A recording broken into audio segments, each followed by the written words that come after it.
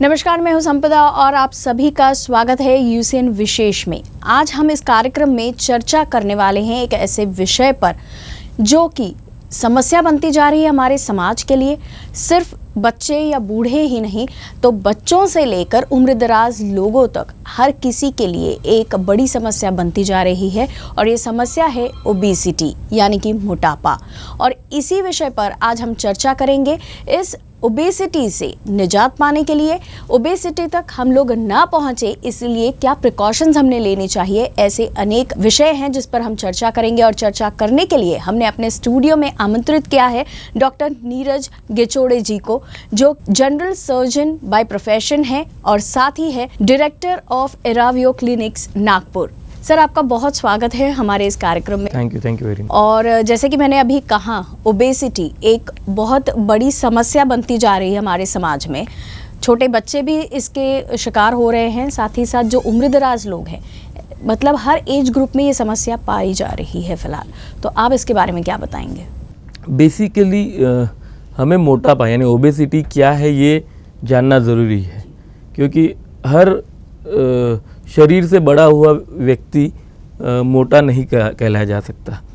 तो मोटापे की या ओबेसिटी की जो डेफिनेशन है उसी में बोला गया है कि शरीर में फैट की मात्रा यानी चर्बी की मात्रा बढ़ जाना यानी ही ओबेसिटी यानी मोटापा है। अब शरीर की फैट की मात्रा बढ़ जाना यानी कैसे? तो शरीर में ऐसी कुछ चीज़ें हैं जिनको कैलकुलेट करके मर्ज करके अपना वेट गिना जाता है। तो उनमें वो चीज़ें हैं, एक तो अपना खून, दूसरा हमारी मांसपेशियाँ, तीसरी हड्डियाँ और चौथी होती है चर्बी।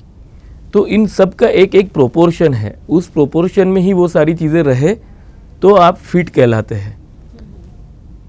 जिस तरीके की लाइफस्टाइल हम आज के तारीख में जी रहे हैं उस तरीके से बाकी तीन के कंपैरिजन में चर्बी की मात्रा शरीर में बहुत ज़्यादा बढ़ रही है, जिसके वजह से लोग आज ओबेसिटी को फेस कर रहे हैं।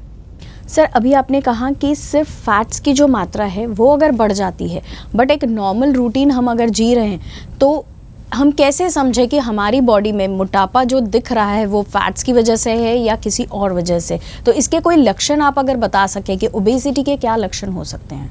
ओबेसिटी के या मोटापे के जो सामान्य लक्षण है, जो जनरल सिम्टम्स है, वो बहुत ही नॉर्मल है और लोग खुद ही उसको डायग्नोज कर सकते हैं।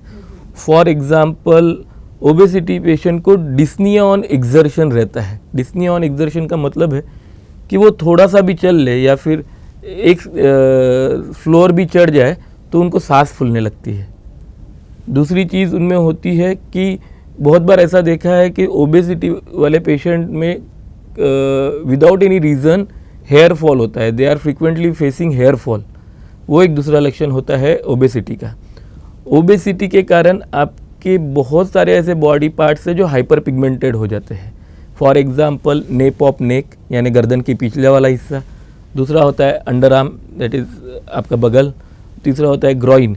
तो ये पार्ट में कहीं किसी भी किस्म का इन्फेक्शन रहे बगैर वो काले गिर जाते हैं।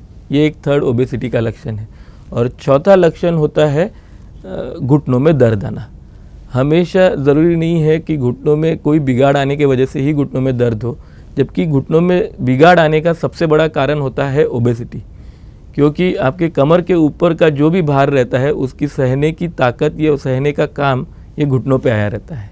तो ये कुछ सामान्य लक्षण है जिसके वजह से पेशेंट खुद ही डायग्नोज कर सकता है कि उसका वज़न बढ़ रहा है या वो ओबेसिटी की तरफ जा रहा है या नहीं।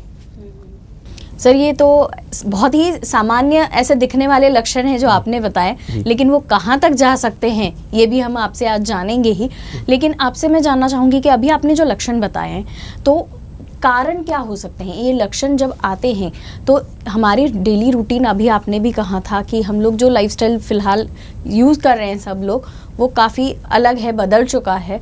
तो क्या हमारा खान पान या ऐसी अन्य कौन सी चीज़ें हैं जिसकी वजह से ओबेसिटी हो सकती है? देखिए, obesity is not only related with the lifestyle. सिर्फ आपकी जीवन शैली जो है उसी से जुड़ी नहीं है, उसके सिवा भी और फैक्टर्स है जो ओबेसिटी या मोटापे के लिए कारणीभूत है। फिजियोलॉजिकल फैक्टर्स अगर हम पकड़ते हैं, यानी शरीर की प्रक्रियाओं के हिसाब से अगर कोई फैक्टर्स पकड़ते हैं, तो फॉर एग्जांपल पेशेंट को थायराइड इशू है, हाइपोथायराइडिज्म है, उससे वो हाइपोथायराइडिज्म आप कंट्रोल नहीं करते हैं तो आपको मोटापा आ सकता है। फीमेल में जो आज के तारीख में बहुत कॉमनली पाया जा रहा है PCOS यानी पॉलीसिस्टिक ओवेरियन डिसीज, अंडाशय के आजू बाजू में बहुत छोटी छोटी गांठें जम जाना, उसके वजह से हार्मोनल इम्बैलेंस होता है, जिसके वजह से पेशेंट वेट गेन करता है, फैट गेन करता है। साथ ही ऐसा है कि कुछ दवाइयाँ हैं जो टिपिकली कोई बीमारी के लिए ली जाती है और लेनी चाहिए भी, तो उन दवाइयों के कारण भी मोटापा आता है। लेकिन मोस्ट प्रॉमिसिंग फैक्टर जो है मोटापे के लिए या ओबेसिटी के लिए वो है आपका लाइफस्टाइल। आप किस तरीके की जीवन शैली जी रहे हैं, आपका खान पान कैसा है, आप कितने सेटल्ड है, आपको मेंटल स्ट्रेस से आप कितने दूर है, ये चीज़ें आज की तारीख में ओबेसिटी के लिए मोस्ट प्रॉमिसिंग फैक्टर बोले गए हैं। सर, ये जो मोस्ट प्रॉमिसिंग फैक्टर्स हैं, हम देख सकते हैं कि ये तो बचपन से आजकल हो रहे हैं। मतलब जैसे स्ट्रेस की बात करें तो बचपन से ही स्ट्रेस फील कर रहे हैं लोग, बच्चे भी आजकल बोलते हैं, क्योंकि पढ़ाई का है, कंपटीशन का है। सेम जो हमारे मिडिल एज होते हैं वो वर्किंग प्लेसेस हैं या उनका जो लाइफस्टाइल है हेक्टिक हो रहा है, ड्राइविंग है, इतना स्ट्रेच है। ओल्ड एज में भी कुछ घरेलू कारण होते हैं या कुछ होते हैं। तो ऐसी चीज़ें सब जब हैं तो इन्हें किस तरीके से कंट्रोल कर सकते हैं, मतलब, या फिर कोई एज ग्रुप जो पर्टिकुलरली आप बोलें कि हाँ इस एज ग्रुप में मैक्सिमम ओबीज होते हैं लोग या ओबेसिटी इस एज में, ऐसा कुछ हो सकता है क्या? यू कैन कंसिडर, आप कंसिडर कर सकते हैं एक मिडल एज, मीन्स बिटवीन 20 और 22 टू 40-42, ये एज जो ये जनरेशन जो है इनमें ओबेसिटी के पेशेंट्स ज़्यादा पाए जाते हैं। बच्चों में थोड़ा सा ओबेसिटी का प्रमाण, लेकिन वो भी आज की तारीख में बढ़ रहा है। वो इसलिए क्योंकि बहुत से बच्चे, इवन आप देखते भी हैं, आज भी हम देखते हैं, इवन मेरी बच्ची भी फॉर एग्जांपल बात करें तो बच्चों को आज की तारीख में मोबाइल या टीवी पे सॉन्ग्स देखे बगैर खाना खाने की आदत नहीं है। होता ऐसा है कि जब मोबाइल पे या टीवी देखते हुए आप खाना खाते हैं या किसी और चीज़ में इन्वॉल्व रहते हैं तो आपका पूरा ध्यान उस चीज़ की तरफ होता है जो दूसरी चीज़ आप कर रहे हो, तो आपको ये सेंसेशन नहीं आता है कि यू आर फुल, यानी आपका पेट भर चुका है, and you eat more than you need, जितना ज़रूरत है उससे ज़्यादा आप खा लेते हैं। तो वो भी टॉपिक पे मैं आऊँगा कि आप ज़रूरत से ज़्यादा जब खाते हैं तो वो क्यों मोटापे के लिए कारणीभूत होता है। तो चिल्ड्रन ग्रुप में ये आज के तारीख में सबसे ज़्यादा देखा जा रहा है कि टीवी देखते हुए या मोबाइल देखते हुए खाना खाना, जिससे हमको ये पता नहीं चलता है कि हमारा पेट भर गया या नहीं भर गया है। मिडल एज ग्रुप जो रहता है, मिडल एज ग्रुप में बहुत सारी चीज़ों, स्ट्रेस तो है, स्ट्रेस को रिलीव के लिए या स्ट्रेस बस्टिंग के लिए आज लोग बहुत सारे हैबिट्स को अपना रहे हैं। हाँ, एक्सरसाइजेस और फिटनेस की तरफ ज़्यादा ना जाते हुए आज लोग वो स्ट्रेस रिलीविंग फैक्टर्स के लिए बाकी हैबिट्स अपना रहे, फॉर एग्जांपल अल्कोहलिज्म या फ्रीक्वेंट स्मोकिंग, ये चीज़ों के भी आप, मतलब इजी स्ट्रेस बस्टिंग जिसे कहते हैं लोग, वो एक्चुअल में कितना वर्क करता है नहीं पता, बट देन कहते, लेकिन वो वर्क करता है स्ट्रेस बस्टिंग के लिए, नहीं आपका मोटापा बढ़ाने के लिए। और ओल्ड एज जो है, ओल्ड एज में मोटापा बहुत कम दिखाई देता है, क्योंकि after 50 years of age it is your muscle atrophy, means this age को is called muscle atrophic age. उसमें आपकी मांसपेशियाँ सिकुड़नी शुरू हो जाती है, तो उस एज में मोटापा आपको सर्कमफरेंशियली नहीं दिखेगा, थ्रू आउट द बॉडी नहीं दिखेगा, वो सेंट्रल ट्रंक दिखेगा, यानी सिर्फ पेट बढ़ रहा है ऐसा। तो बाकी हाथ पैर आपको नॉर्मल डायमेंशन से कम होते हुए दिखेंगे। तो हम ओल्ड एज ग्रुप को थोड़ा सा अलग रखते हैं, क्योंकि उनमें मसल एट्रोफी रहती है, उनको अलग ढंग से ट्रीट किया जाता है उनकी ओबेसिटी को। But most promising obesity group जो है वो this is middle age group 20 to 40। जी, और तभी जैसा आपने मेंशन किया है अल्कोहलिज्म, स्मोकिंग, ये सारी चीज़ों की तरफ जनरली इस एज ग्रुप के ही लोग ज़्यादा जाते हैं। सर, आपने कहा था कि जैसे बच्चों का एग्जाम्पल दिया आपने कि बच्चे अगर टीवी और मोबाइल देख रहे हैं और खाना खा रहे हैं तो उस वजह से एक ये मतलब रीज़न हो सकता है ओबेसिटी का। तो आपसे जानना है मुझे कि न्यूट्रिशन कितना पार्ट प्ले करता है ओबेसिटी में, मतलब हम क्या खा रहे हैं इससे मोटापा कितना बढ़ सकता है या किस तरीके से बढ़ सकता है, और अगर कम भी करना है तो भी, मतलब ओवरऑल ओबेसिटी में न्यूट्रिशन का कितना पार्ट होता है? सबसे बड़ा पार्ट न्यूट्रिशन ही है। बाकी ट्रीटमेंट्स जो है, जो मैं आगे बताने वाला हूँ, these are the secondary things, क्योंकि आप वो ट्रीटमेंट्स करा भी लेते हैं, आपके रिजल्ट्स भी आ जाते हैं, आप फैट लॉस भी करा लेते हो, लेकिन उसको मेंटेन जो करके रखना है वो इट्स ऑल अबाउट न्यूट्रिशन। आप जितना अच्छा खाएंगे आप उतने ही फिट रहेंगे। अब वो nutrition is a very vast topic, बहुत गहराई तक जाने वाला टॉपिक है न्यूट्रिशन, लेकिन मैं एक शॉर्टली बता देता हूँ कि व्हाट न्यूट्रिशन में क्या ऐसी चीज़ें हैं जो आपको मेनली ध्यान में रखनी होती है। एक होता है आपका BMR, बेसल मेटाबॉलिक रेट, एक होता है TDEE, total daily energy expenditure. अब BMR यानी ये चीज़ है कि समझ लीजिए मैं इस चेयर पे बैठा हूँ, 24 घंटा मैं सिर्फ यहाँ पे बैठा ही हूँ, मैं एक स्टैचू बन गया हूँ, ना मैं कोई काम कर रहा हूँ, ना खा रहा हूँ, ना पी रहा हूँ, कुछ नहीं कर रहा हूँ, मैं सिर्फ बैठा हूँ।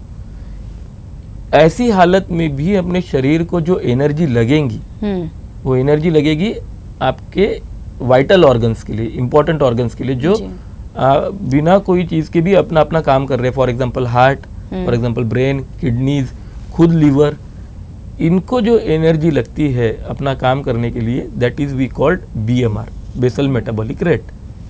और TDE होता है टोटल डेली एनर्जी एक्सपेंडिचर। वो TDE मतलब आप दिन भर में जो भी एक्टिविटीज़ कर रहे हैं, जो भी कुछ कर रहे हो आप, चलो ठीक है आप वर्कआउट नहीं कर रहे हो, आप एक्सरसाइजेस नहीं कर रहे हो, whatever you are doing in the day, उसमें जो कैलोरीज बॉडी को लगती है that is called total daily energy expenditure.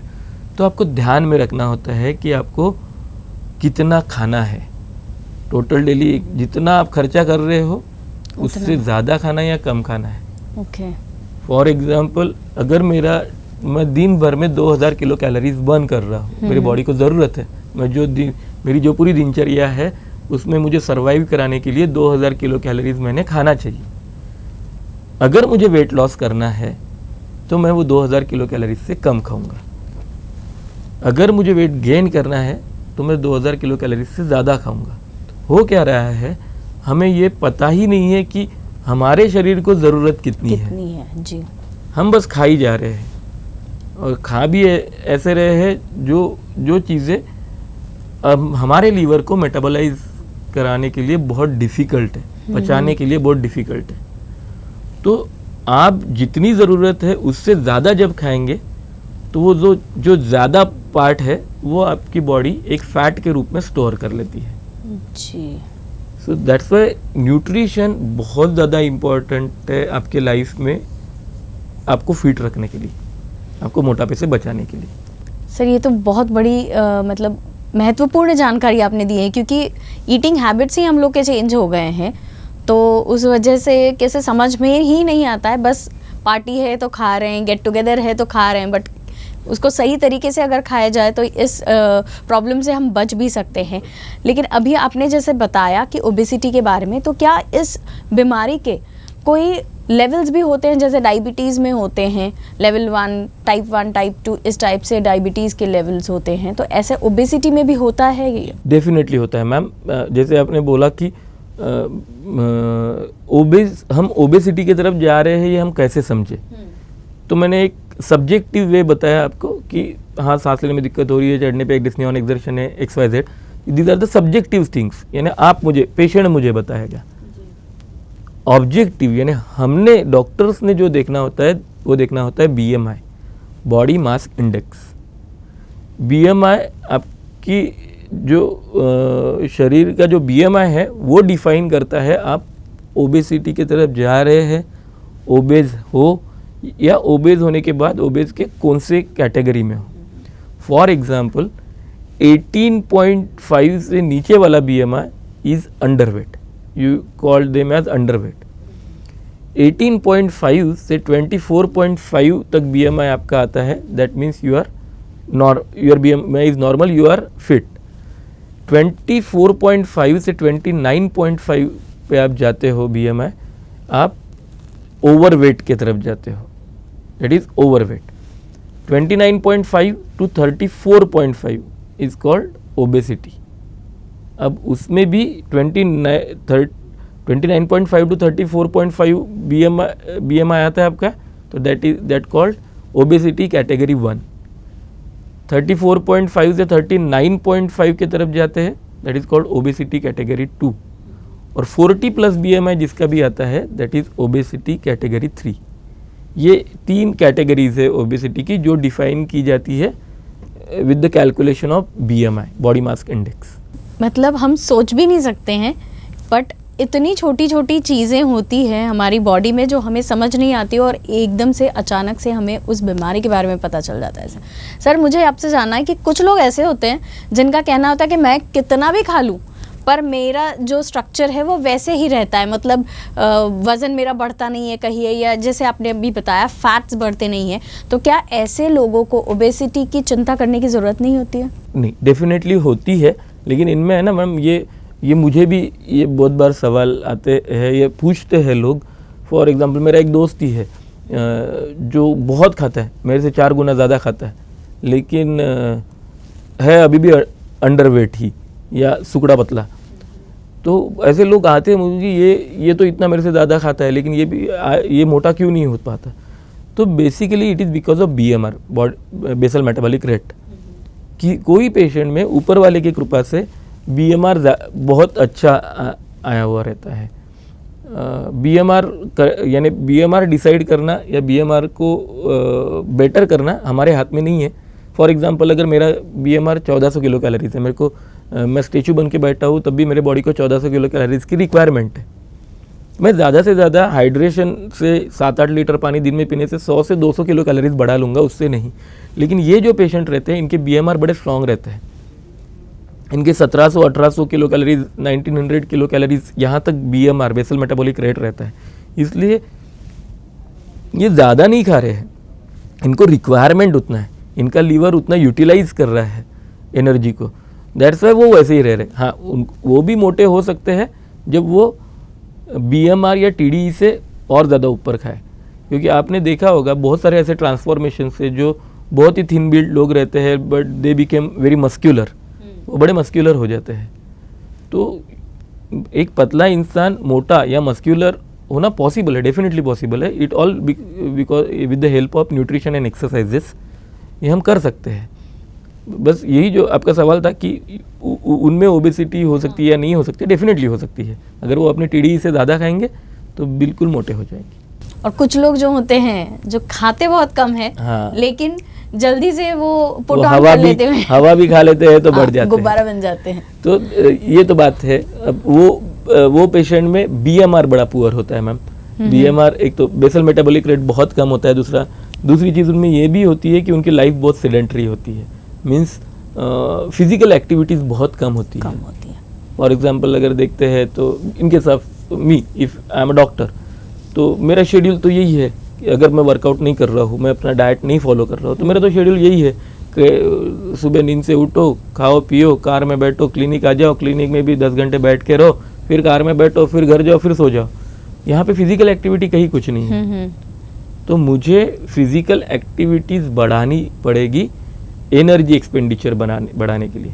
तो आप जो बोल रहे हैं कि हवा खाए तो भी फूल जाता है आदमी, थोड़ा सा कुछ स्मेल भी कर लिया कोई फूड की तो फूल, ऐसा लगता है पेट सामने निकल आया है, वो दैट इज़ बिकॉज ऑफ हमारा BMR कम है और दूसरी चीज़ हमारी फिजिकल एक्टिविटीज़ बहुत कम है।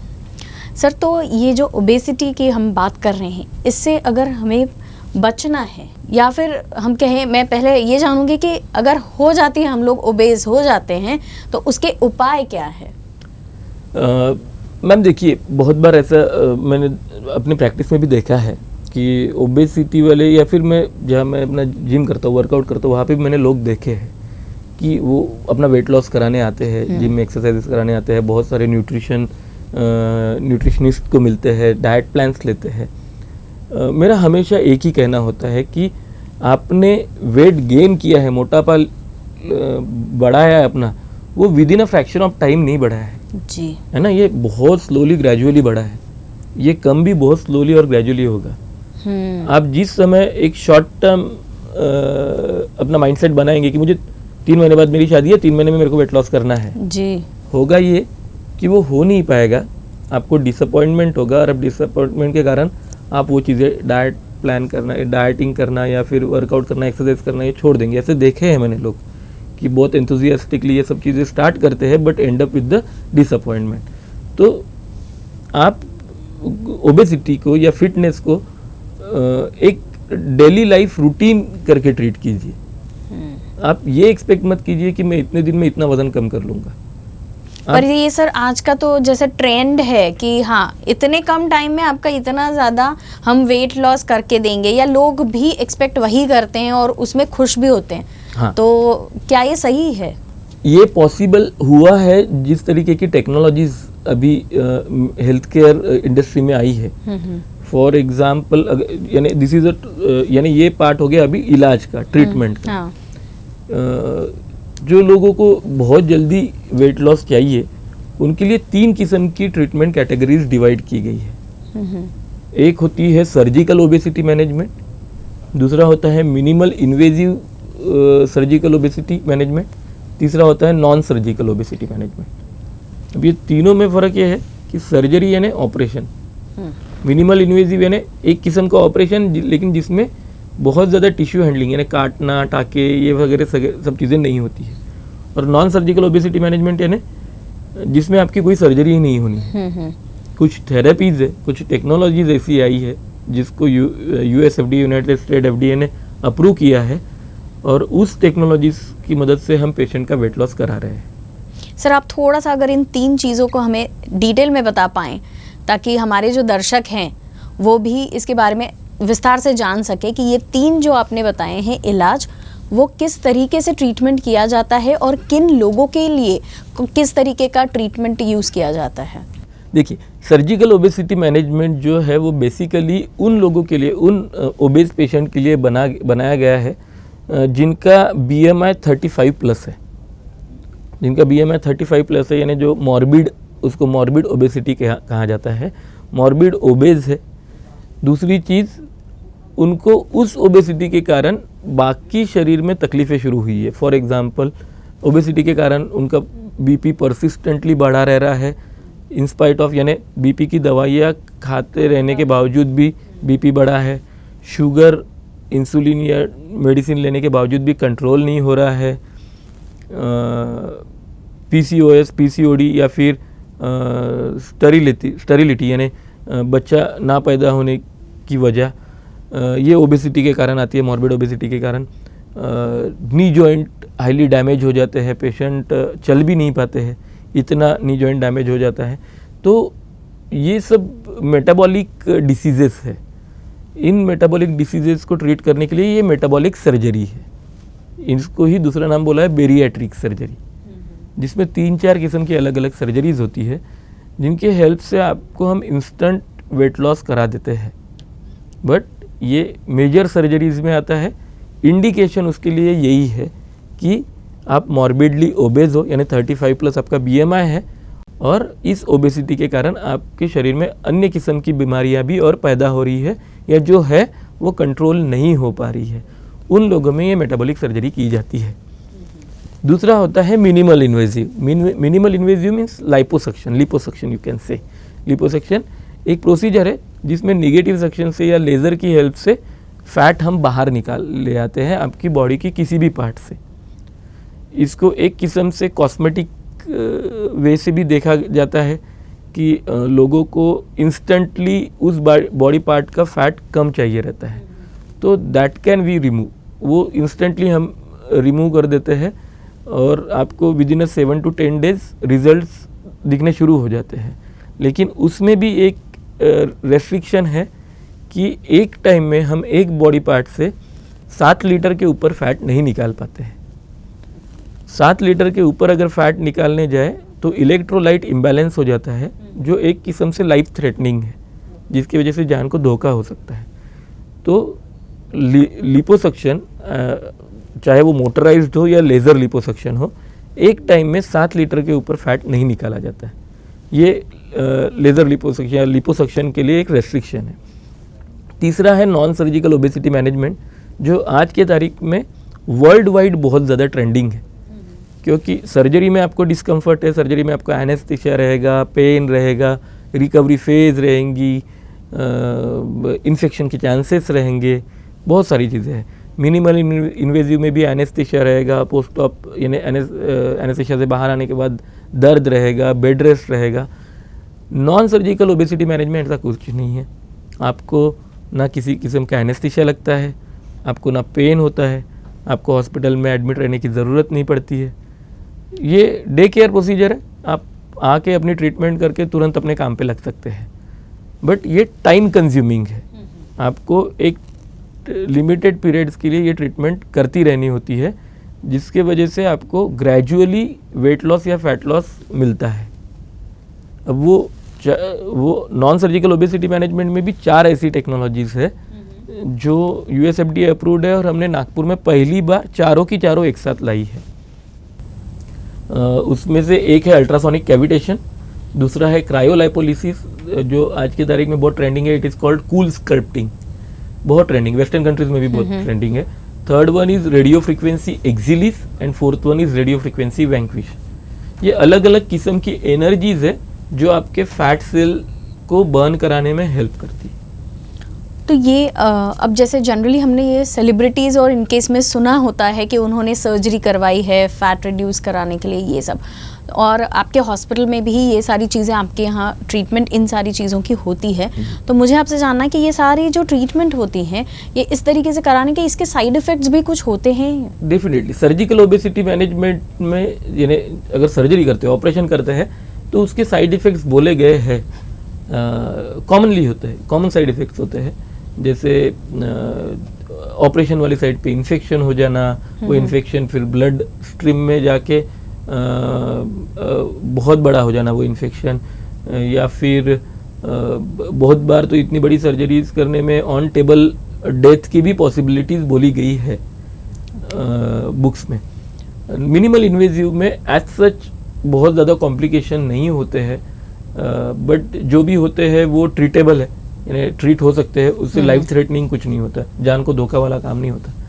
नॉन सर्जिकल ओबेसिटी मैनेजमेंट में ऑलमोस्ट कोई साइड इफ़ेक्ट नहीं है, ऑलमोस्ट कोई कॉम्प्लिकेशन नहीं है, और जो भी है फॉर एग्जांपल वो है कि स्किन थोड़ा बहुत रेड हो जाना, या थोड़ा बहुत काला गिर जाना, लेकिन वो उतने समय के लिए रहता है, 2-3-4 दिन में वो वापस नॉर्मल हो जाता है विदाउट आपको कोई ट्रीटमेंट लिए।